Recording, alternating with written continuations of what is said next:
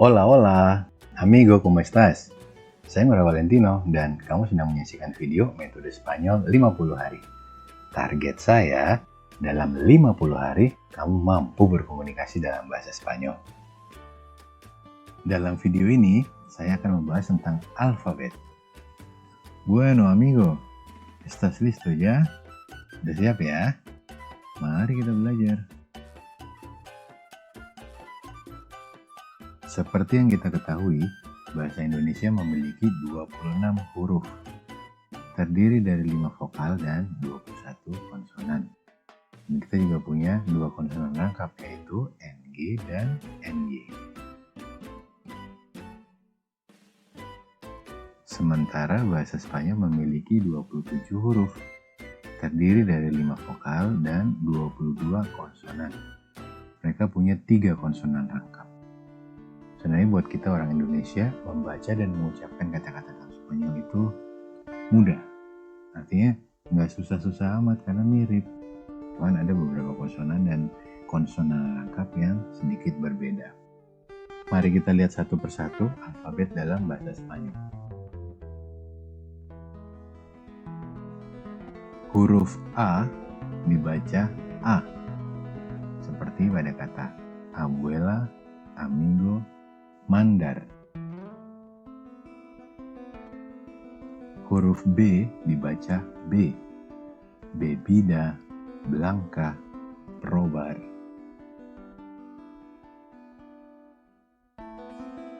Huruf C ketika diikuti vokal E atau I dibaca C, cenicero, 100.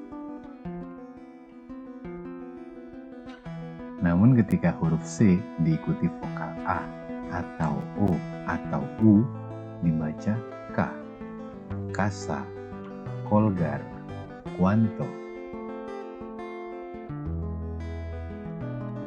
Ini adalah konsonan rangkap yang pertama, terdiri dari 2 konsonan yaitu huruf C dan huruf H. Dibaca C, chica, chorizo. Huruf D dibaca D, dar, desayuno, gordo. Huruf E dibaca E, ébano, enero, tengo. Untuk kamu ketahui ya, huruf E dalam bahasa Spanyol tidak ada yang lemah seperti pada bahasa Indonesia, misalnya pada kata kebun. Semua E-nya E keras. Ini tambahan tata bahasa. Kata sambung dan dalam bahasa Spanyol itu adalah I, atau hanya ditulis huruf Y saja dan dibaca I. Huruf E bisa menggantikan posisi huruf Y ini ketika diikuti oleh huruf I atau huruf HI. Contohnya, Victoria e Isabel, madre e hija. Huruf selanjutnya adalah huruf F, yang mana dalam bahasa Spanyol huruf F disebut EV, dibaca F. Familia, filio. Huruf G dibaca G, seolah-olah ada huruf H yang mengikutinya. Gato, gamba, grande. Kemudian jika huruf G diikuti oleh vokal E atau I, itu diucapkan dominan seperti huruf H. Gente, gitano, gigante. Kemudian huruf H di dalam bahasa Spanyol disebut AC. H dalam penulisannya selalu ditulis, tapi tidak pernah dibaca, seolah tidak eksis. Hola, hotel, hospital. Tapi ingat, dalam penulisannya, huruf H selalu ditulis.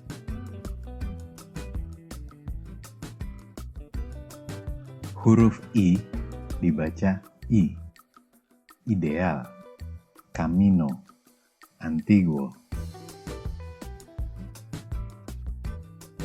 Huruf J di dalam bahasa Spanyol disebut J. Itu pengucapannya seperti ketika kita buang dahak. Ada huruf H tapi diberi tekanan yang berlebihan. Jefe, jardín, trabajo. Huruf K dibaca K. Kilo, koala. Huruf L, yang mana di dalam bahasa Spanyol mereka sebut L, dibaca sama L. Luna, calor.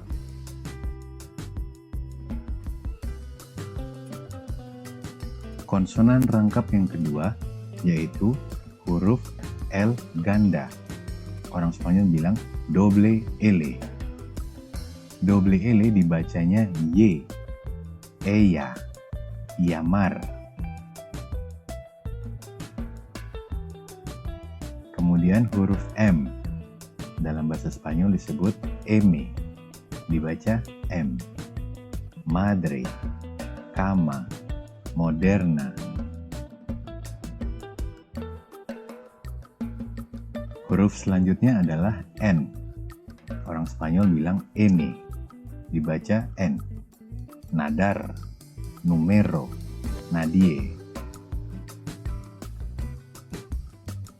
Di dalam bahasa Spanyol terdapat satu huruf unik yaitu huruf N dan di atasnya ada tanda seperti cacing.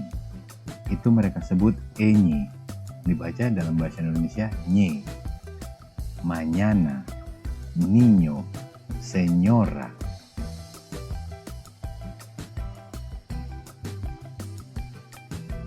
Huruf O dibaca O. Pecho, agosto, obra. Huruf P dibaca P. Padre, pasar.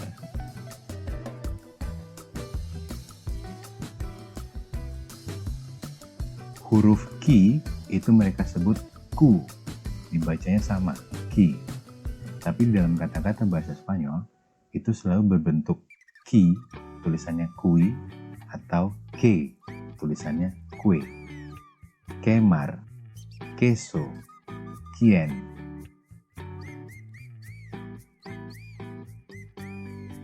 Selanjutnya huruf R. Dalam bahasa Spanyol disebut R. Dibaca R. Contra, perro. Konsonan rangkap yang terakhir atau yang ketiga, adanya huruf R ganda.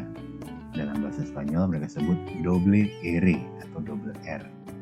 Mengucapnya sama dengan huruf R tapi lebih panjang. Carretera, perro.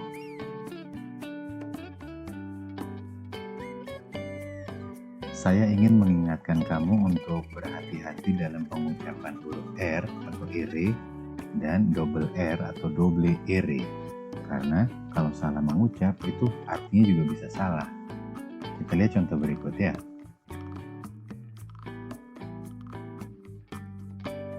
Saya punya dua buah kata, serupa tapi tak sama. Yang satu perro dengan satu R, dan yang kedua perro dengan double R. Tadi saya udah bilang kalau misalnya kita salah menyebut, itu artinya akan berbeda. Perro artinya tetapi, sedangkan perro artinya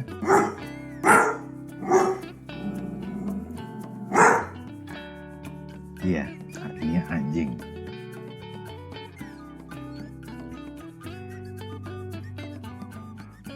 Kita lanjutkan dengan huruf S. Dalam bahasa Spanyol mereka sebut S. Dibacanya sama S. Si, salir. Huruf T dibaca T. Tren, tortuga.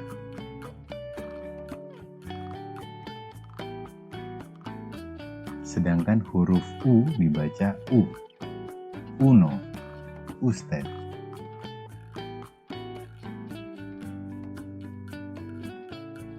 Huruf V dalam bahasa Spanyol disebut V, itu pengucapannya agak sedikit susah untuk lidah kita orang Indonesia.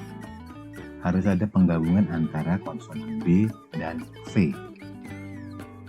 Verde, viernes. Ingat, hati-hati, bukan verde atau viernes. Verde, viernes.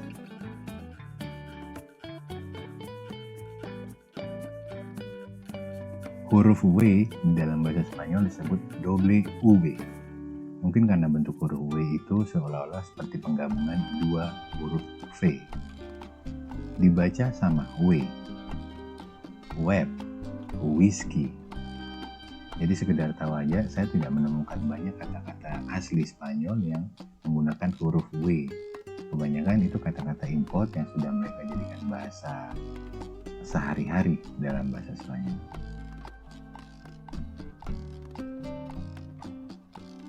Huruf X itu mereka sebut X. Pengucapannya ketika diikuti konsonan itu dibaca seolah-olah seperti huruf S. Excursion.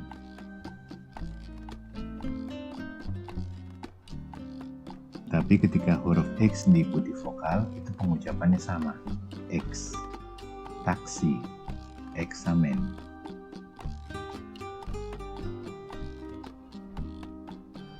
Kemudian huruf Y. Di dalam bahasa Spanyol itu namanya Y. Agak sedikit panjang namanya. Dibacanya pun I. Yo soy. Dan ketika berdiri sendiri, Y atau Y ini itu artinya dan.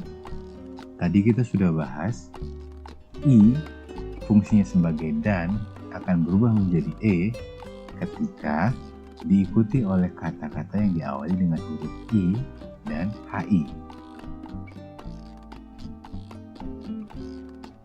Huruf terakhir dalam alfabet adalah Z. Itu dalam bahasa Spanyol mereka sebut zeta.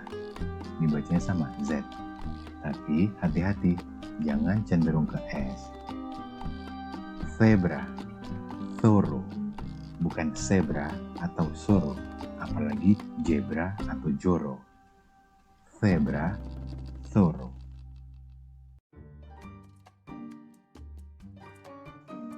Kita sudah melihat seluruh huruf dalam alfabet Spanyol dan kita tidak menemukan adanya konsonan rangkap NY seperti bahasa Indonesia dan NG.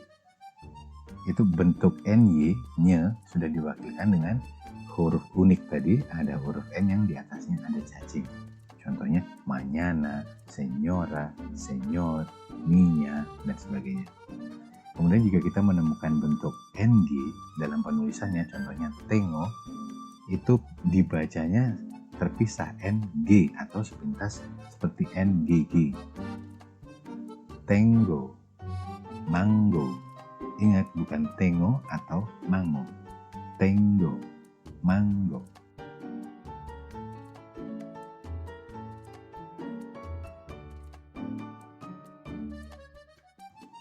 Bueno amigo, sekarang saya ajak kamu untuk mengeja sebuah kata.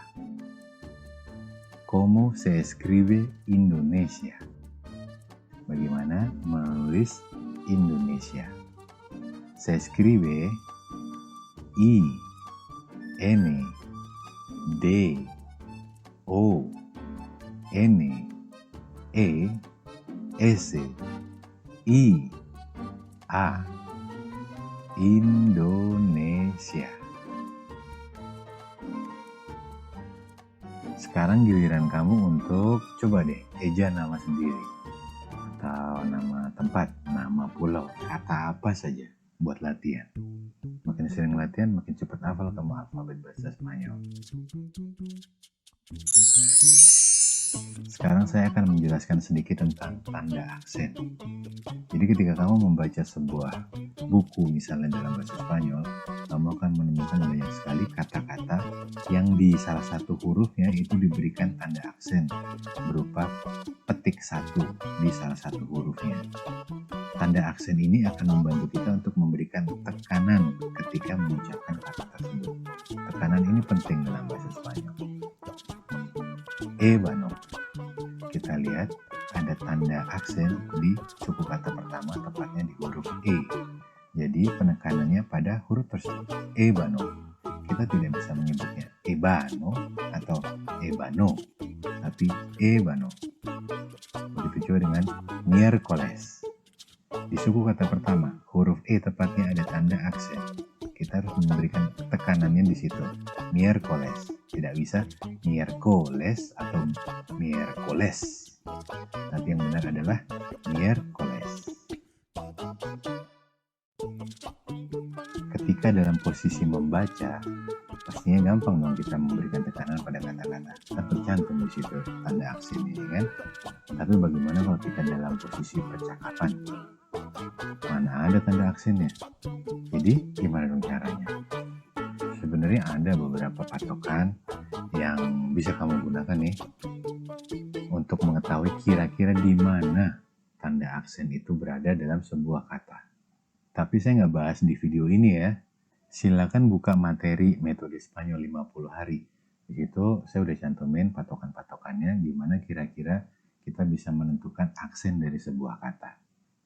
Dibuka-buka ya. Selamat belajar.